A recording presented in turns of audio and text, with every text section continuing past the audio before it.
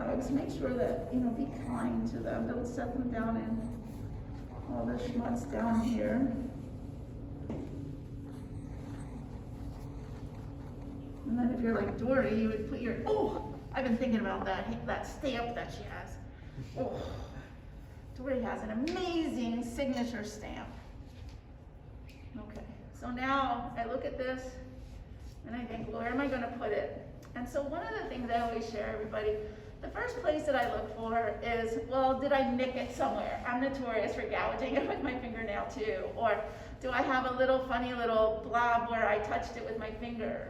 And if everything looks good and I'm still not sure where to put it, the first thing I always tell everybody is rule of thumb. And we don't start our handles up here, right at the rim. That would be awkward. But we think about that they come from the side of their pots, and we think about that they come down. Now there's a lot of science that goes into it, and there's some handouts in your books about handles. And we think about the curve that it has, we think about the continuation of form, we think about the length. Some people will start their handles actually and put them on upside down so there's a little bit extra more weight at the bottom. But the traditional way is thinking about the weight at the top. And so I always call it rule of thumb, and so I place my thumb here. Now, for everybody that might say, well, I have a really big thumb, or my thumb is really skinny, I don't know. So what it boils down to is approximately, so if I looked at this as a half and then a half, I'm thinking about that is no more than a quarter of a way down. So a ½ inch down on my little mug is a nice way of thinking about it, as just a nice comfortable way. It could be a little bit higher, it could be a little bit lower, but right about here. So I know I need to score it up some. That's why you have to still make sure that it's still a little bit wet. And then you'll often notice that people, when they're putting their handles on, they don't score down here. And it's because they just trim down there, so that clay is exposed, so it's moisture. So that blending of that, handle should then be attached to it. But I always say, doesn't hurt. You just have to know that then you've committed to that's where your handle's going to go. And then it needs a tiny bit of water, so I always get my little finger and I just drop a drop or two of water right in that spot. And it's just getting that clay in there a little wet and receptive. So now I'm going to go back to my first handle that I made. Very careful. And I need to take it off this hump here, but I want to get some of this thick clay. So I'm going to cut it right about there. So be really careful. You want to try, this is the hard part, you want to try real hard not to handle it too much. Handle the handle. So you want to be really careful with how you're handling it. So there's a couple things. There's two ways. I'm going to do both ways. The way that I learned first was to put this handle on with it, what we would call flapping down and around. And then the other way is to plug it in. So I'm going to share with you the way that I learned first, way it bends down. And so what I'm going to do is just, on both of them, I actually just flare it out just a tiny bit. And I'm just holding it and just making sure that it's wide enough here. Now, I tend not to score it up, but it doesn't hurt, you can. And it's only because this clay is pretty wet. Okay. So I like to be sitting when I put my handles on because I want to rest it. And so this is what I mean by flipping it downward. Can you see I'm flipping it down? And so I'm holding my left hand on the inside of my thumb. Here comes my thumb. My thumb is going to hold it in place and just tack it down. And it's continuing that flaring out business here. And now I'm going to take the rest of my handle and bring it all the way down to the bottom and push in. Then take my pin tool and cut off that excess. And this is where a lot of people can get very expressive. The way that they push this down. I tend to do something like this. It's kind of like a fishtail on a lot of my pots. And then I don't want to touch anything more here. And then I want to do the same thing here.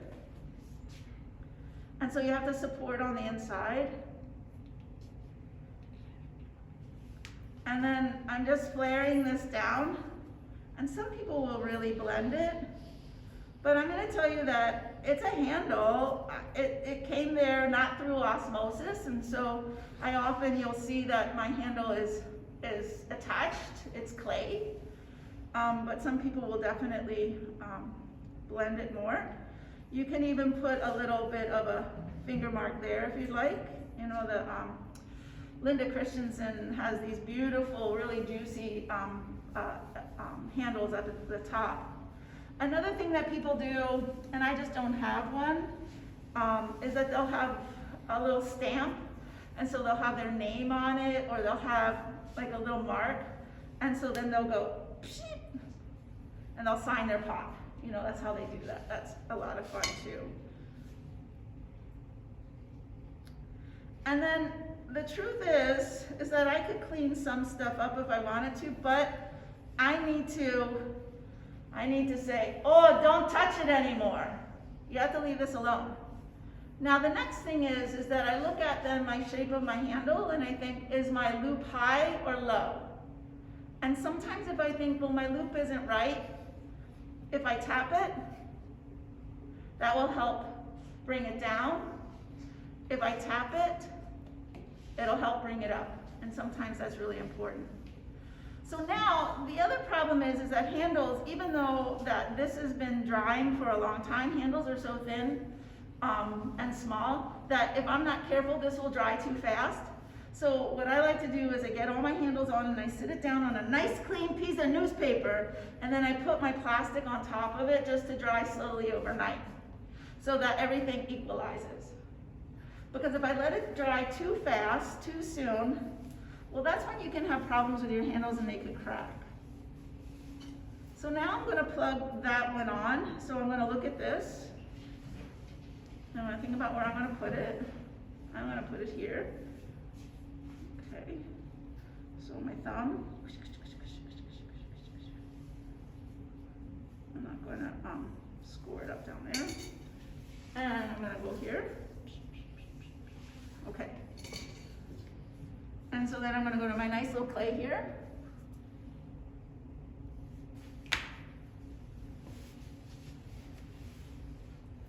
And sometimes I do this kind of plugging in handle.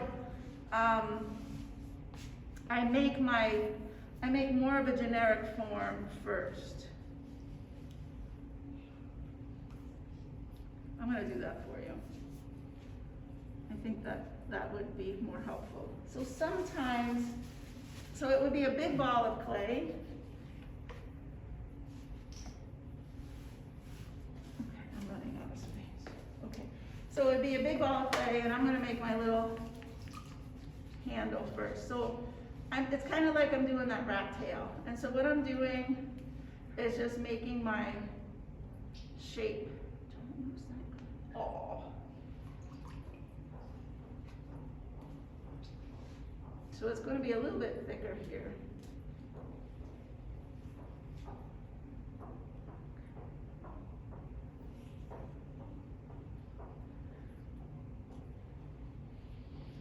So it's a lot thicker than what I need at the end.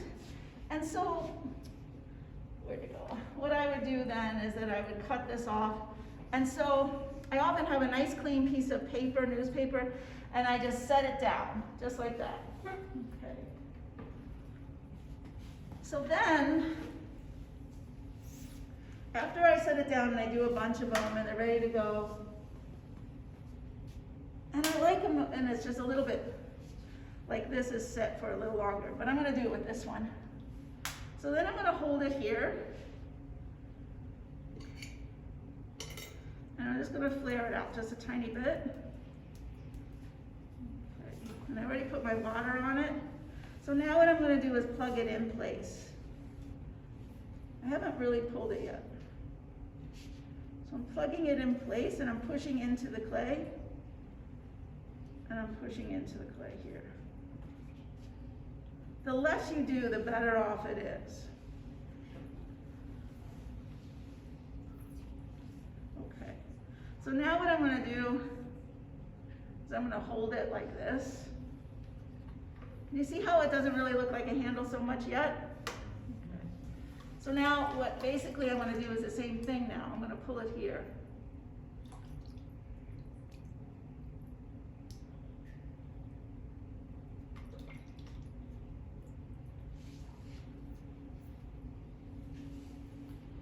Which technique do you prefer more with your own work? It depends on the handle and it depends on the pot. Like I don't like that handle right now on that pot. You know, it would be fine, nobody else would know it, I'm just telling you the truth.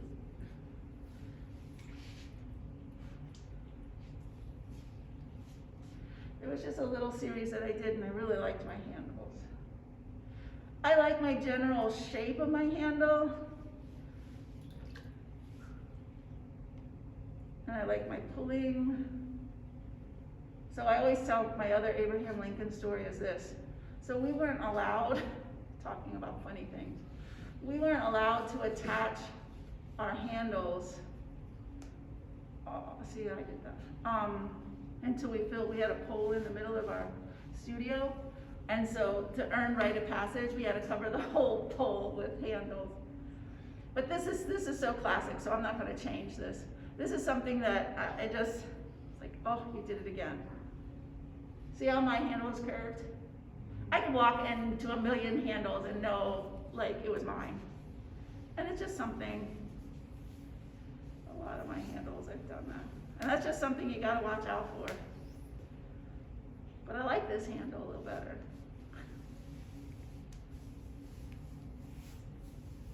My husband says it's because I make right-handed handles.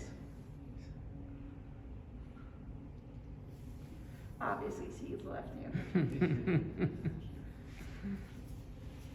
But I like this handle better.